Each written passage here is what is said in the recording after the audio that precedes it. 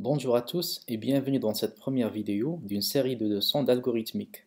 L'algorithmique est la discipline qui s'intéresse aux algorithmes. Un algorithme, c'est une suite d'opérations élémentaires connue sous le nom d'instructions qui, une fois exécutées correctement, conduit à un résultat donné. Avant de se lancer dans les détails techniques, prenons l'exemple suivant. Imaginez qu'un soir votre ami vous a appelé et il vous a demandé la recette pour préparer les spaghettis. Et comme vous êtes tellement sympa, vous l'avez carrément assisté par téléphone jusqu'à ce qu'il prépare sa recette. Alors vous lui demandez de prendre une casserole, de la remplir avec de l'eau, la mettre sur le feu et quand l'eau devient bouillante, vous lui demandez de mettre ses spaghettis, attendre 5 minutes et puis les retirer. Sans le savoir, vous venez de créer un algorithme et votre ami vient de l'exécuter. Alors, vous n'en êtes peut-être pas conscient, mais vous exécutez toujours des algorithmes dans votre vie quotidienne. Quand vous faites vos courses au marché, quand vous montrez un chemin à un touriste, ou quand vous exécutez une recette de cuisine, vous créez et vous exécutez toujours des algorithmes sans le savoir. Techniquement parlant maintenant, quand un problème informatique se présente, la solution consiste souvent à créer un programme pour le résoudre. Et pour créer ce programme-là, on a recours à un ou des langages de programmation. Il existe des dizaines et des dizaines de langages de programmation, et rien que le fait d'apprendre par cœur tous leurs noms est considéré comme un exploit en soi. En tant que programmeur, vous pouvez choisir un tel ou tel langage de programmation, comme le langage C, C++, Java, Python, Ruby, JavaScript ou autres. Le choix du langage dépend souvent du domaine auquel appartient le problème à traiter, comme le domaine du web, du mobile, des réseaux, de la sécurité, etc. Et la thématique peut aussi avoir de l'influence sur le langage à adopter, comme par exemple les statistiques, l'intelligence artificielle, les jeux 3D, et j'en passe.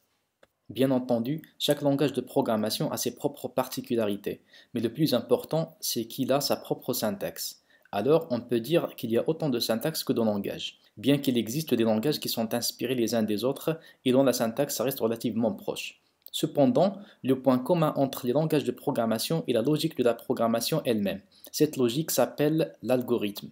Par conséquent, la première discipline qu'un futur programmeur doit apprendre est l'algorithmique. Autrement dit, il doit comprendre comment diviser un grand problème en une suite d'opérations moins grandes, elles-mêmes divisées en instructions. Un algorithme est indépendant de tout langage de programmation. Il ne s'agit pas d'un code que l'on soumettra à l'ordinateur pour l'exécuter, mais il s'agit plutôt d'une esquisse ou un schéma détaillé des opérations qu'il faut entamer afin de mener à bien la solution du problème posé. Et quand l'algorithme sera fini et jugé adéquat, alors à ce moment-là, on peut le traduire en un vrai programme à l'aide d'un langage de programmation pour qu'il soit exécuté par la machine. Donc, un algorithme ne s'écrit pas forcément sur un ordinateur, mais on peut l'écrire sur du papier comme une ébauche d'un futur programme. Il n'existe pas de méthode ou de syntaxe rigoureuse pour représenter un algorithme. On peut donc l'écrire comme bon nous semble, néanmoins, deux méthodes sont standardisées, à savoir l'écriture sous forme d'organigramme et de pseudocode. Imaginons que nous voulons écrire un algorithme qui permet de calculer le résultat de la division des deux nombres a et b. On peut proposer l'organigramme suivant.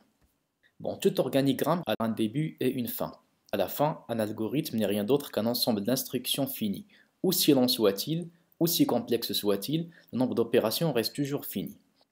Alors, première opération qu'il faut faire, c'est que l'ordinateur demande à l'utilisateur d'entrer la valeur de A, et ensuite, on récupère cette valeur.